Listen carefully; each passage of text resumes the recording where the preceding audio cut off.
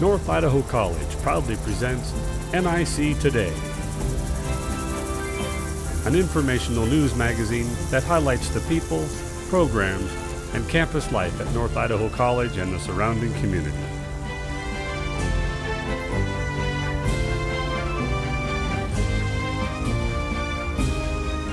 And now, your host and moderator, President of North Idaho College, Dr. Priscilla Bell. Hello and welcome to NIC Today, the show that gives you the information about news, happenings, and events at your community college. I'm Dr. Priscilla Bell, the president of North Idaho College. Last month on this show, we introduced the topic of college completion. Today, we're going to explore that topic a little further. And we're going to do so because it's increasingly important in America that we have a workforce prepared for the jobs that are on the market, the jobs that are there to help America be strong, confident, and vital. We know that within the next 10 years, 2/3 of all jobs in America will require post-secondary education, perhaps a baccalaureate, but we're also talking about associate degrees and credentials in professional technical education, and that's where your community college comes in. In addition, we know that there's an increasing mismatch in the skills required by employers and the qualifications brought by candidates for those jobs. It is our responsibility, North Idaho College's responsibility, to make sure our students complete the degrees and credentials that will qualify them for the jobs of today and tomorrow. With me today to lead this discussion on completing college is Vice President John Martin. John is the Vice President for Community Relations and Marketing at North Idaho College, and I'm pleased that he is here to take us further into the exploration of this topic. Thank you so much for joining us. It's a pleasure to be hosting the show today, and I'm joined by two of my colleagues, Vice President Jay Lee and Sheldon Nord. To start our discussion today, I'd ask each of you to briefly tell our viewers what your role at NIC is and your major responsibilities. Jay? John, glad to join in this conversation.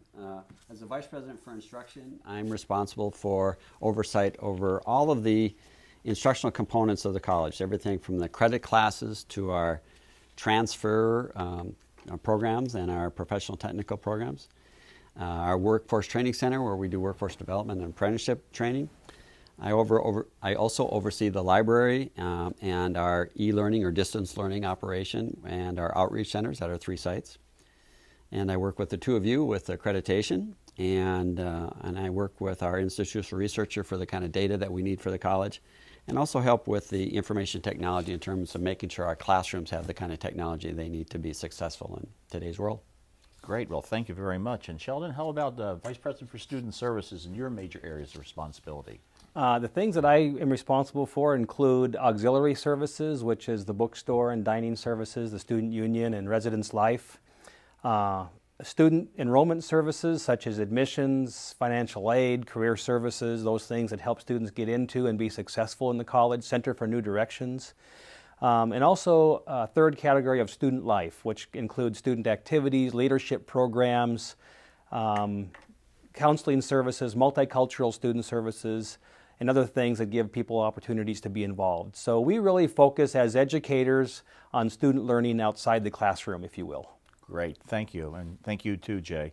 I think our viewers will discover as we enter our conversation that both of you are in positions and play critical roles in encouraging and providing means for our students to complete their educational goals and plans. As Dr. Bell mentioned in her introduction, there's a severe skills gap in our country today. That gap is between what employers are looking for in employees as well as they're trained and what our current job seekers currently have. Some data that's out there that really brings this home is a recent Bureau of Labor Statistics or Standards organization report that stated that by 2018, as new jobs are coming into being, that occupations that require a 2-year degree are going to grow by 19%. Occupations requiring a 4-year degree will grow by 17%. And those that require at least a career certificate or vocational technical certificate by 13%. What all this comes together means that by 2018 or 2020, well over 2/3 of all new jobs are going to require students to attend post-secondary education. Now we're going to drill down a little bit and see what we're doing here locally, but first I'd like to start with you, Jay, because you've been involved on the state level addressing this problem. Could you give us an overview of that, please? Yeah, John, I was really very fortunate, excited, and honored to be selected to represent the Idaho Community Colleges as part of the Idaho team that went down and attended the Complete College America Academy in Austin, Texas a month or so ago. And that delegation included people from the State Board of Education, including its Executive Director, Mike Rush, members of the state legislature, and constituents from the different educational institutions in the state. And we went down there as part of 30 different states that are part of this alliance in terms of Complete College America, which is raising the goal of trying to produce more graduates within the country. And then we were also part of the Academy, and the Academy was a bringing together 5 different states, including Idaho, where we discussed and came up with a plan of how we would approach in the state, how we would approach gaining more graduates, gaining more college graduates, everything from the professional technical certificate to the bachelor's degree. And they kind of sequestered us in a room and put us to work, and we put together a plan that we recently shared with the State Board of Education and was recently approved by that organization. That plan has 5 strategies to it, and those strategies include strengthening the pipeline, and that deals with making better connections between high schools and colleges, and so that high school students know and they know the pathways to follow to get to our doors. Transforming remediation, which is something Sheldon and I will be working on a lot, and trying to figure out ways to do a better job of getting students ready for college level work. And we really struggle with that right now, and I think a lot of places in the country are dealing with that issue as well. The third strategy was demystifying college, which deals with better communications to share with people, especially students or potential students that are children of parents who have never gone to college, and giving them the true picture of what college means, what it's about, and how they can be successful in their life beyond that. Strategy number 4 was structuring for success, creating academic programs and designing our curriculum in such a way that we can better facilitate completion and graduation. And the last strategy was rewarding progress and completion. And that's a series of metrics that are kind of measuring how we are succeeding and whether or not we're doing the job that we think that we should be doing. And that's where the institutional researchers are going to play a big role in helping us define what we're doing. So it's a pretty aggressive, I think, strategy we have to follow here, and I'm excited to get going on it. Yeah, and I believe that the state plan that is going to be adopted also says that there's a particular goal out there for that cohort of students aged or adults between 25 and 34. What is that, if you could remind me? Well, it gives the state a goal of increasing the number of graduates that we have within, or the number of college graduates within the state of Idaho to 60% of our Idaho population will have those college degrees. It is dealing with a specific population, which is a little bit problematic because some of those people are already in the pipeline, and it'll be difficult to kind of bring them back. But overall, the goal is to have 60% of all Idahoans having a college degree of some kind of credential. And that's a pretty steep hill to climb, because I think currently we're at like 34%. That's correct. Right. So we're taking some things locally already, not waiting for the state to lead us. And I know, Sheldon, that you've been involved in the student service area and working on a few of these initiatives already. Could you share those with us, please? Yes, John. One of the things that we start the conversation with is it's more than just helping people graduate. We want to take a broad approach and really be willing to change the way we conduct business in higher education. We start by knowing that we have very committed staff here at NIC who are doing really good work. One of the challenges is oftentimes we get in patterns of behavior and assumptions, and we have policies and practices, and we want to look at all of those things and ask ourselves, are our students being well served? Are we helping them achieve their goals? One of the things that we need to look at is the students' intentions. Are they coming here to get a certificate or a diploma? Are they coming here to transfer? And that helps inform then what we put together to improve those services for students. One of the specific things that we have done is we took some existing staff and reorganized student services this last year and created a Department of Student Development with existing staff. And then we went to our higher education partners in North Idaho and partnered with them without any new money from outside NIC to reallocate funds to have an advisor for transferability and completion. And so we'll have an existing department and an individual that will lead some of these efforts and lead the conversation on how we can better serve students toward the completion goals. Another thing, the final thing that I'll mention is we are just finishing our long-range visioning and planning process. And that will move into a strategic plan, and that will help inform us then as we work with our new completion task force of faculty, staff, and students to identify some specific initiatives to meet these students' needs. So those are some examples of the kinds of things we are thinking about. I really like the sound of that because I hope our viewers recognize that it's a student-centered approach. Right. You know, we're not making assumptions that we have all the answers. Right. And I think that's really a great start. And I understand you've established a task force even to start looking at this as well. That's correct. And I also want to add, you know, one of the things that we're realizing, for example, is that we have traditionally put a lot of resources into the front end of students beginning well in college. We have admissions and placement testing and career advising, and I don't think we've always done as well helping them leave well. And so this is a lot of this is saying, how do we reallocate resources to make sure that we are paying attention to students' intentions and then helping them achieve those goals that they have in mind. A couple of examples of that is our Phi Theta Kappa Honor Society. They are pretty high achieving, high motivated students, and we're going to task them with being peer advisors and helping other students see the need to complete a certificate or a diploma or whatever their degree program might be. Another example is looking at our curriculum. And is our curriculum matching with the institutions where our students transfer so that there's a seamless transfer for students? And so visiting those things and working with faculty and staff is really part of the initiatives that we're looking at.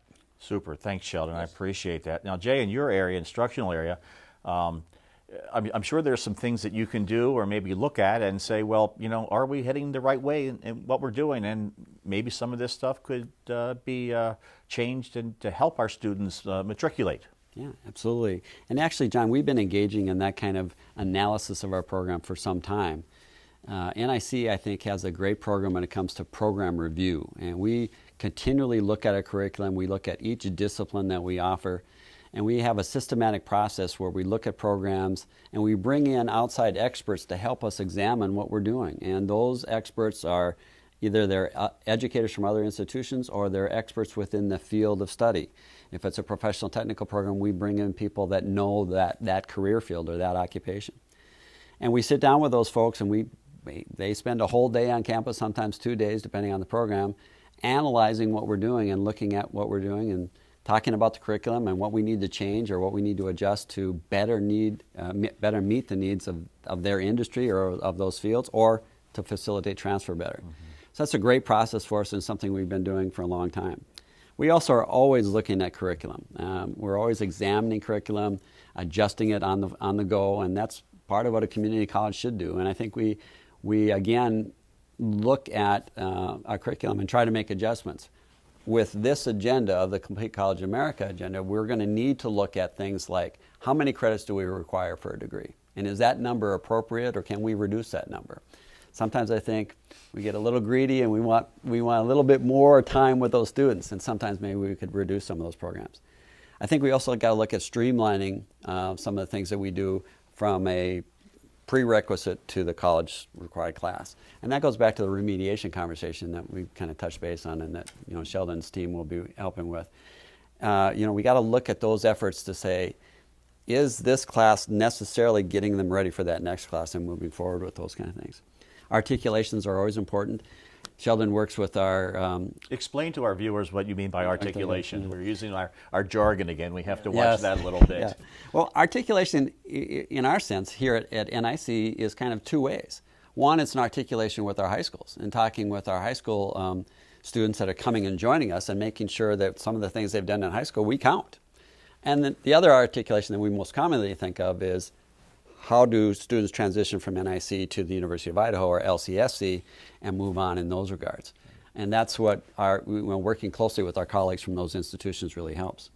So I think we can find ways to better facilitate that articulation, better align with the state requirements. One of the things that NIC does, which I think we're very proud of, is we have pretty high standards. And we know that some of our requirements are more rigid than some of our colleagues, which is good, but also I think something that we have to examine. And sometimes maybe we can pull some of those things back a little bit. So. Those are great points, because I know that the public sometimes look at educational institutions and say, you just keep on doing the same old thing because you've always done it before. Right, yeah. And I hope that they get a sense that, we are looking at not just the way the world is out there, but also the way our world is internally.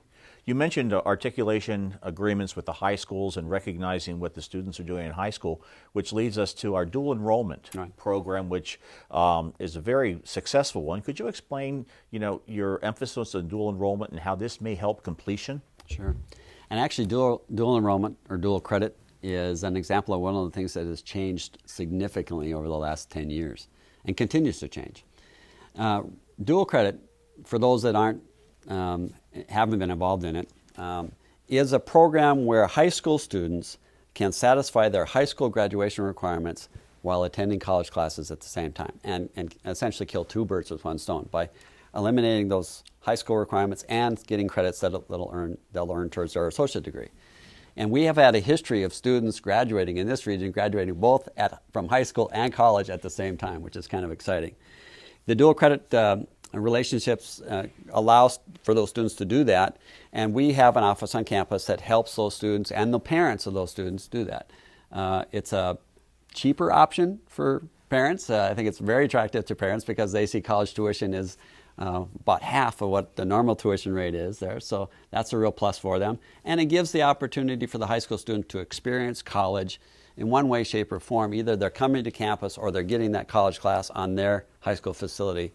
And so they get that exposure to what college is all about and what the requirements are and what the academic rigor is in those programs. We're trying to expand it. I think we have a really aggressive plan to dramatically increase the number of classes that we're doing in the high schools, and our faculty are very active in divining how we go take that route and how we get there. So that's good. And we'll point out to our viewers that those students that we get through the dual enrollment or dual credit program tend to be very successful at completing their programs at North Idaho College, and then if they plan to move on to the four-year schools as well. Sheldon, any other thoughts that you have about some of the activities that might be involved in your area to completion-driven type things? Like I know one we didn't talk about is this reverse transfer. Yeah, let me mention three different things. I think, first of all, after the first of the year, next semester in January and February, we will be rolling out very specific things. Reverse transfer, specific curriculum issues. We have some things that we're looking at on how students apply for graduation and that whole process. So we will be rolling out some very specific things next semester with the completion task force. The second thing I want to mention is I think that one of the things that's going to be key here is the working relationships that Jay and I have and our deans have with student services staff and division chairs, because I'm really optimistic because I see the caring and the collaboration that we have on campus, and I think that gives me reason for optimism. And the third thing I want to mention, I think I'd be remiss not to mention our educational partners in North Idaho. Jay's talked about the statewide initiatives and conversations, but we really have tremendous relationships and partnerships with our colleagues at Lewis Clark State College and University of Idaho. Without them, we would not have this advisor position for completion and transferability. And we just have a wonderful working relationship with them. They provide options for students in North Idaho to stay in Coeur d'Alene and finish their bachelor's and master's degrees. And so I just want to give a shout out to our colleagues at Lewis Clark State College and University of Idaho for the collaboration that we have together that helps all of us better serve students. You know, and I'm glad you brought that up because I don't know that many of our viewers realize it, but basically anything that Lewis Clark State College and U of I offer in Coeur d'Alene, we have programs that provide the first 2 years that will flow into that directly. And I know in your area, Jay, that's something that your folks are always looking at. Yeah, our instructors are always connecting with especially Lewis Clark and UI faculty. We have connections with Boise State, ISU as well, and other institutions, but because they're right next door, it's kind of convenient for us to have our faculty connect with them. Many of the LCSC faculty within this region serve on our advisory committees for our programs, and that's true with UI as well. We also know that many of our faculty are taking classes at UI and trying to fulfill their requirements for their doctoral degrees and those kind of things. So we have lots of connections, and we're always continuing to look for furthering those relationships so that our faculty and therefore our students know what the connections are. Thank you. Yeah. I think one of the things that we take to heart is that the responsibility, and Dr. Bell mentioned that in her introduction, that we feel it's our responsibility to make this complete America thing work. You know, we're the gateway to post-secondary education, higher education in our region. Since we don't have a resident 4-year college here, it's vital that our relationships with LC, U of I, BSU, ISU, that we drive these through. We have a few minutes left in our program today, so I'll give each of you a chance if you have any final thoughts or something that you may have overlooked in your discussion. Sheldon, anything as we wrap up? Well, I just want to say that Alex Harris, Deanne Johnson, they are looking at how we can collaborate across the campus. We're trying to include student leaders, faculty leaders, and it's important that we look at the big picture. And sometimes we, in higher education and post-secondary education, are not known for being great at change. And I think that we are in an environment where our state and our citizens expect us to be responsive to student needs and industry's needs, the workforce needs. And we are committed to that. And I think that we need to be on record so that we are held accountable by our local community to meet our local students' needs. And we're excited to do that. That's what brings us joy in our jobs. Absolutely. Thanks, Sheldon. And Jay, how about final thoughts from instruction point of view? Well, I guess I'd like to thank you and your office, John. Your office does a great job of communicating these different initiatives that we're involved in and laying out things like the dates when things are changing and spreading the message of how things are adjusting. And I think Sheldon and I would both like to thank you personally, John. And we know that you are very near retirement here, and we very much enjoyed working with you. And it's been a pleasure spending the last couple of years working with you here on campus. And we wish you the best of luck as you move on to that next stage in your career. John, you will be missed. You will be. Well, thanks to both of you, not just for the kind words about this, but this is, for as far as I can tell, the last chance I'll have to be on NIC Today. And so it's been a pleasure to have both of you here today and joining me as we work closely together. It seems like more than 24/7 sometimes. That's right. And to our viewers, I want to remind you that there's a wealth of information at nic.edu.